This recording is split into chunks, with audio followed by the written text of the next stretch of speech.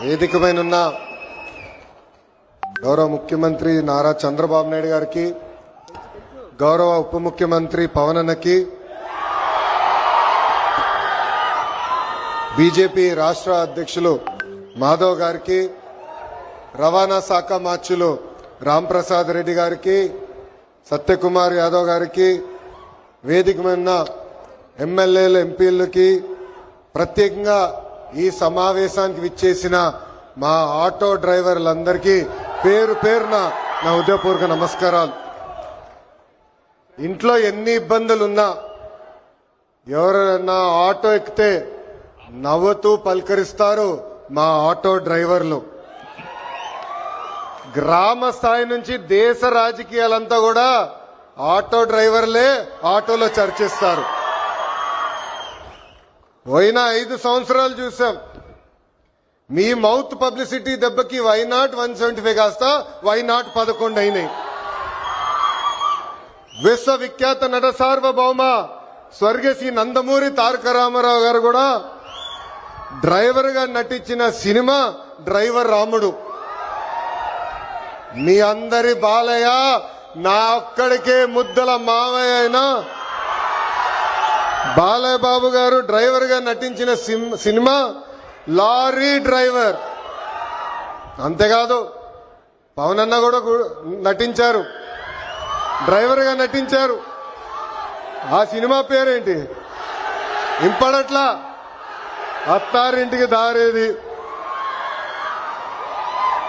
ఆనాడు అన్న ఎన్టీఆర్ కాకి డ్రెస్ వేసుకుని రాష్ట్రం మొత్తం చైతన్య రథం పైన వెళ్తే ఢిల్లీ మొత్తం గడగడలాడించిన వ్యక్తి.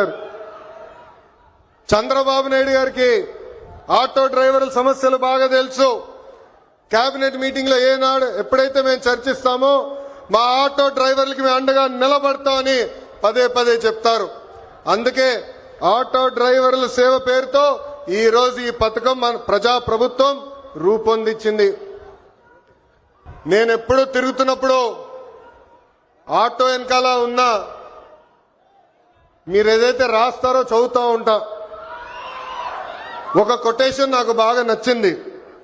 ఆ కొటేషన్ ఏంటంటే, వర్షం ఎలా పడుతుందని పిల్లలు అడిగినప్పుడు దేవుడు కురిపిస్తున్నారని చెప్పొద్దు, మనం ఒక్క మొక్క నాటితే ఒక్క నీటి బట్టు వర్షం ద్వారా వస్తుందని ఒక ఆటో డ్రైవర్ పెట్టుకున్నారు. అంటే ప్రకృతి పట్ల మనకున్న బాధ్యత ఆ ఆటో డ్రైవర్ ఈరోజు సమాజానికి నేర్పిస్తున్నారు. ఇంకొక ఆటో డ్రైవర్ కొటేషన్ చూసా, అందరూ బాగుండాలి దాంట్లో నేను కూడా బాగుండాలని చెప్పారు. మూడో కొటేషన్, జరా భద్రం భయ్యా మనందరం చల్లగా ఇంటికి వెళ్ళాలి.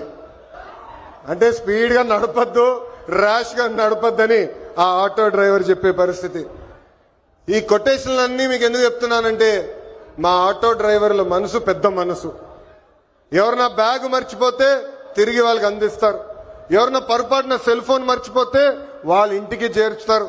అంతేకాదు విలువైన వస్త్రాలు దొరికితే ఏకంగా మా పోలీస్ సోదరుల దగ్గరికి వెళ్ళి డబ్బులో లేని వస్త్రాలు దొరికినాయి, ఇది మీరు జాగ్రత్త వాళ్ళకి చేర్చాలని చెప్పే పెద్ద మనసు ఉన్న వ్యక్తులు మా ఆటో డ్రైవర్లు. ఆటో వెనుక నవ్వు తెప్పించే కొటేషన్లు కూడా ఉన్నాయి స్వామి. అప్పు చేసి కొన్నాను నన్ను చూసి ఏడవద్దు అని చూసావిడు.